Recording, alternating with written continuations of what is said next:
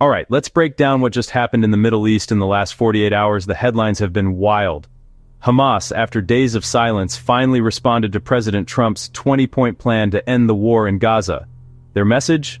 They're ready to release all Israeli hostages, alive or dead, if certain field conditions are met. They're also open to negotiating using mediators on the broader peace plan. Now, if you're thinking, wait, does that mean peace is around the corner? Hold on, the details are way messier.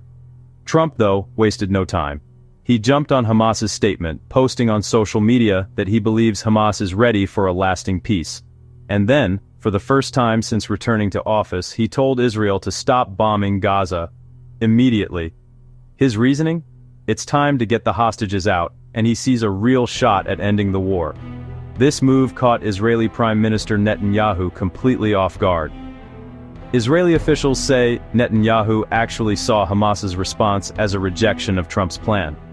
He wanted to coordinate with the US before making any moves, worried that it might look like Hamas was calling the shots. But Trump's public pressure left Israel with little choice. Within hours, Israeli leaders ordered their military to scale back operations in Gaza, down to defensive actions only. But let's be real, Gaza residents still reported shelling and airstrikes overnight. On the ground, things are still dangerous. Gaza's civil defense is warning people not to return to areas where Israeli troops have pulled back. They're waiting for an official ceasefire announcement from the US before moving in. Until then, nobody knows exactly where it's safe. Internationally, Egypt and the UN are cautiously optimistic. Egypt's hoping for a positive development, and the UN Secretary General is urging everyone to seize this chance to end the conflict. But the reality? Over 66,000 people have been killed in Gaza since October 2023, mostly women and children. The humanitarian crisis is far from over. And here's a key point. Hamas's response doesn't mention disarmament or giving up control of Gaza. Two things Trump's plan demands. They're willing to talk governance, maybe hand things over to a neutral Palestinian authority, but they're not accepting all the conditions. Meanwhile, violence continues.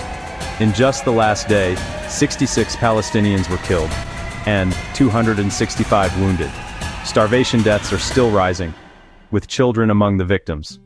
So, is this the breakthrough Trump claims? Maybe.